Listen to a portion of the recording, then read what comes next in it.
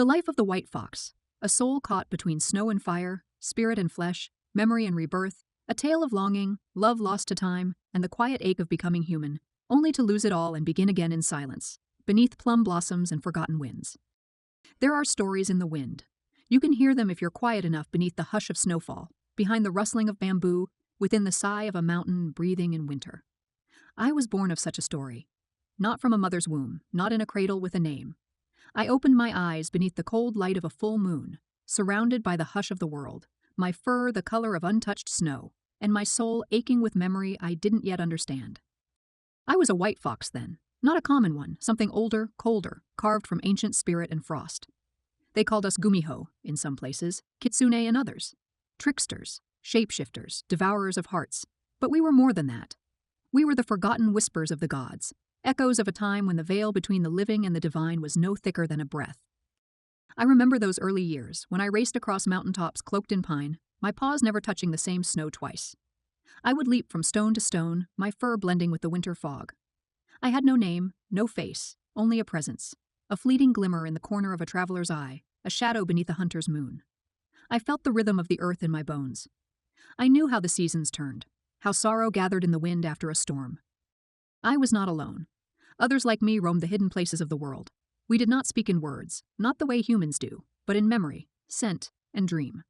Some were cruel, others playful. Most kept their distance. We were bound by our nature and our solitude, but there was always something in me that longed for more. I watched humans from afar. I saw the way they wept and embraced, the way they clung to each other in warmth and fear. They burned too brightly. They lived too briefly, and I was fascinated. Each year I came closer. First, I watched from behind trees as they gathered around fires. Then, I stepped onto temple grounds during festivals, cloaked in illusion, unnoticed among the lanterns. I learned their mannerisms, their rituals. I listened to their prayers and wondered what it was like to hope for something. One winter night, a child left a rice ball on a stone for the mountain spirits. I watched it freeze in the moonlight, untouched. The next night, I left a feather in its place. A trade, a silent thank you. I didn't know it then, but that was the beginning of the end. Because once you reach out, even in kindness, you set the course. There was a storm the year I made my choice. The wind howled like a creature in mourning. Lightning split the sky, and the rivers overflowed, swallowing paths and bridges alike. I found a woman dying in the forest, her blood soaking into the snow. She had been thrown from a cart, her horse panicked by thunder. Her eyes were wide, her mouth forming a name she couldn't finish. She looked at me. She reached out. And in that instant, the boundaries unraveled. I took her shape, not her soul, not her memory, just the outline of her body. I stepped into the skin she left behind, and I walked down the mountain into the village below as though I had simply survived the fall. They found me half frozen, dressed in white, my hair tangled and damp, my face unfamiliar but strangely comforting. They assumed I had lost my memory. I did not correct them. They gave me the name Yuri. I chose a quiet life on the outskirts of the village. My home was a wooden cottage near a grove of plum trees, where petals often clung to the snow like pink tears. I sold herbs and salves. I whispered prayers over the ill. I offered fortunes beneath moonlight, my voice soft, my gaze distant. The villagers accepted me, though they never quite understood me. I was kind but unknowable, beautiful but strange. I kept myself apart not out of arrogance but necessity. I was still a spirit. I still heard the river murmur secrets. I still woke in the night with my ears attuned to things no human should hear. But over time, something inside me began to shift. Perhaps it was the rhythm of their lives, their routines, their rituals. Perhaps it was the way they faced grief with trembling hands, yet still rose each morning to light their stoves. Or perhaps it was the man who came to me one day, with a broken tool and a grieving heart. His name was Hajin. He was not like the others. He did not stare at me as if I were an apparition. He did not ask for miracles or blessings. He asked for a poultice for his son's cough, then a salve for his own burnt fingers. He brought me firewood in return, then rice cakes, then silence, shared beside my hearth as we listened to the wind knock gently on the windows. He had known loss. His wife had died in childbirth 3 winters prior. He bore it like an old coat, familiar, worn, and heavy at the shoulders. He did not try to forget her, but he began to remember her less often. Instead, he began to look at me. I didn't mean to love him. I told myself that his presence was a comfort, that I admired the way he moved with quiet purpose, how his eyes softened when he looked at his son. But it wasn't just admiration. It wasn't just comfort. It was the aching recognition of something I had never known but always yearned for. belonging. I began to feel human. And with that humanity came joy and terror. Because I knew the price. We fox spirits were creatures of illusion. We could borrow shapes, borrow voices, and even borrow love for a while. But the more we stayed, the more we lost ourselves. The longer I lived as Yuri, the more the mountain began to forget me. My senses dulled. My nights are filled with silence instead of starlit visions. My tail, a mark of my spirit, no longer flickered behind me in dreams. The snow no longer whispered my name.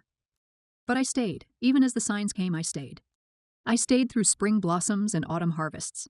I stayed through the laughter of Hajin's son as he learned to walk, then run. I stayed when the villagers began to speak of us as a family, though they never said it aloud. I stayed when Hajin touched my hand beneath the moon and did not flinch when he felt how cold it was. It was not a perfect life, but it was mine, and I loved it enough to risk everything. I thought, perhaps foolishly, that I had escaped the cycle, that I could remain in this borrowed skin until time took me, as it took them all.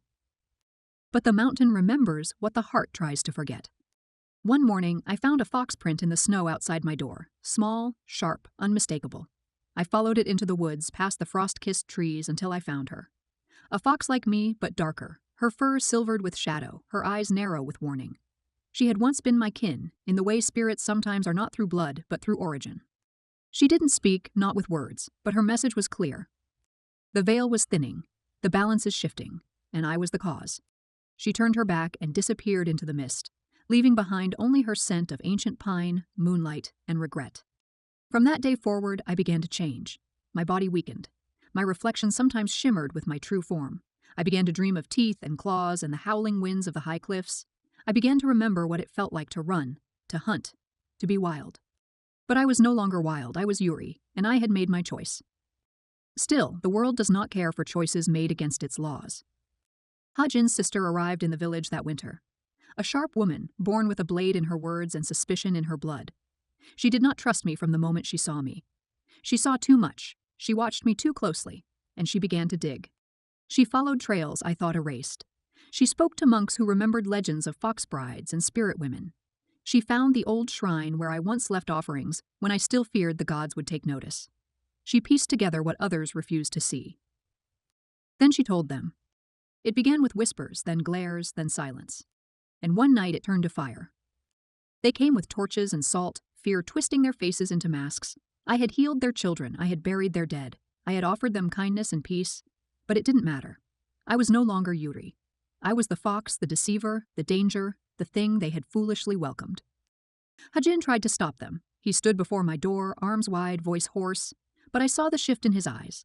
He wanted to believe I was only a woman, but belief is fragile in the face of fear. I didn't wait for them to decide what to do with me.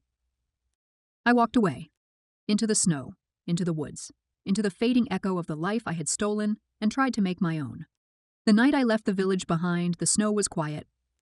Each step I took sank into the earth as if the world were trying to swallow me gently.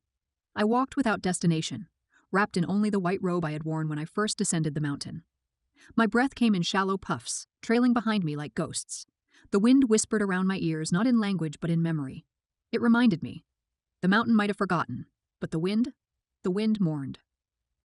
I wandered through the forest for days, never stopping long enough to rest, never hungry enough to eat. My spirit was unraveling, and with it, so was my sense of time. The boundaries between who I had been and who I had tried to become blurred like footprints fading behind me. I called out once in the old tongue, the language of spirits and stars, but no one answered. The world had turned its back on me. My magic, once effortless, was gone. My body ached as a human's would. I bled from scratches, shivered in the cold, and flinched at the cry of crows. And yet, something deeper within me refused to fade. Not the power, not the spirit, but the longing. The ache of what I had once held and lost. I made a shelter from branches and old pine bark beneath a crooked tree near a frozen stream. It was there that I stayed as the snow piled high and silence returned. The days passed without distinction, only marked by the movement of shadows across the clearing. My thoughts began to slow. My body grew thin. I no longer expected redemption or rescue. I only wished for rest.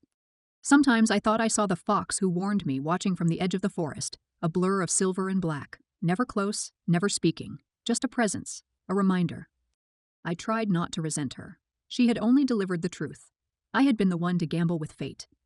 I wondered then if Hajin still thought of me. if the son I had helped raise remembered the sound of my voice. I wondered if the plum trees near my old home still blossomed with that same quiet grief, petals dropping like soft rain on the doorstep where no one waited anymore. I wondered if the villagers, when spring returned, would speak of the white-robed woman who disappeared into the storm, if they would call me monster or spirit or merely forget. Eventually, I stopped wondering. One morning, as the frost turned to mist and the ground softened beneath my feet, I awoke unable to move. My body, so frail now, had finally surrendered. I lay beneath that crooked tree, eyes turned to the gray sky, hands folded across my chest. I was neither woman nor fox at that moment, just something caught between. I thought death would feel like falling, but instead it was like returning as if I had never truly left. My last breath escaped without struggle. There were no stars, no spirits, no judgment, only stillness. But stillness, it seemed, was not the end. I don't know how much time passed between that moment and the next. I only remember awakening in a room filled with electric light and unfamiliar sounds. Machines hummed softly, a fan turned slowly overhead. Outside the window, birds chirped in a language I had long forgotten.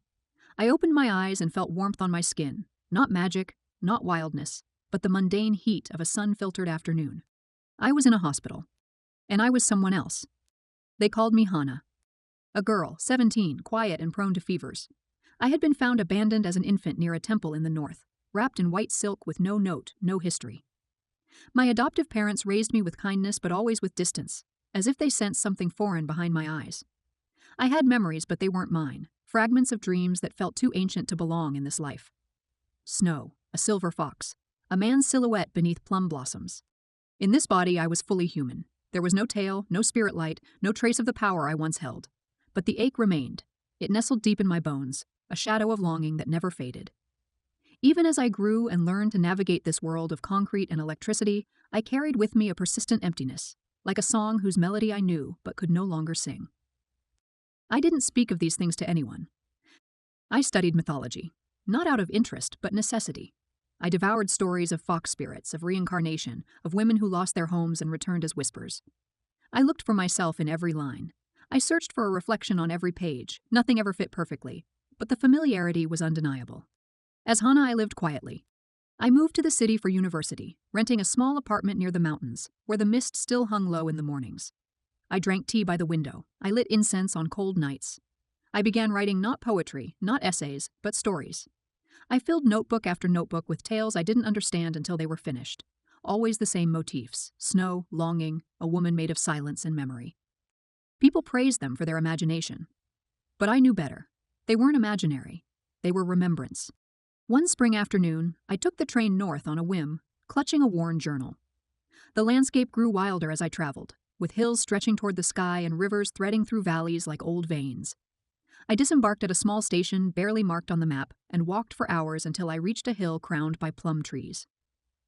There, beneath the blossoms, I found a shrine. It was crumbling, forgotten, covered in moss and time. But I knew it, I felt it, not from Hannah's life, but from before. I knelt, lit a single stick of incense, and closed my eyes. The wind rose. It carried with it the faint scent of snow, even though spring had bloomed fully.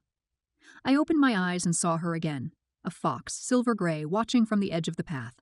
Her gaze was calm, almost sorrowful, as if she too remembered who I had been. She didn't come closer. She didn't vanish. She only waited. I stood slowly, heart quiet in my chest. There were no spells to speak of, no transformations to complete. This was not a return. This was a reckoning. I was not Yuri anymore. I was not a fox spirit, nor a half-divine wanderer. I was Hannah, born of no mother, shaped by longing, carrying the past like a scar. But in that moment, standing there under the plum blossoms, with the fox watching me, I understood something for the first time. It wasn't about returning. It was about remembering, and about choosing what to do with the weight of memory. I reached into my bag and pulled out my notebook. I tore out a page of a story of a white fox who loved too deeply and paid dearly for it.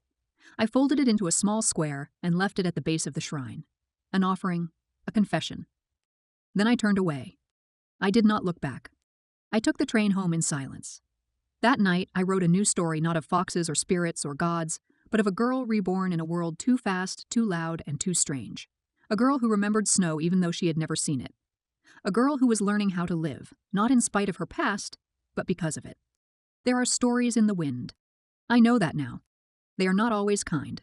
They are not always fair. But they are always true. And as long as they exist, I will write about them. Not for fame, not for closure, but so that somewhere, someone who has forgotten themselves may read them. And remember,